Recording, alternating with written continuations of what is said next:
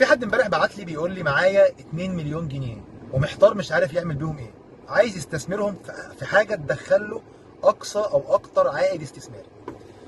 فانا قلت له ال 2 مليون جنيه هيجيبوا لك شقه في مكان مش مميز، فلما تيجي تاجرها مش هتجيب لك عائد عالي او عائد استثماري محترم. فانت لو معاك 2 مليون قلت له يعمل بيهم ايه؟ تعال اشتري محل مساحته معقوله في العبور الجديده. المحل ده هتأجره هيجيب لك في الشهر حوالي من 13 ل 17 ألف جنيه. هيدخل لك في السنة تقريبا بنتكلم في حوالي لا يقل عن من 15 ل 18% عائد سنوي.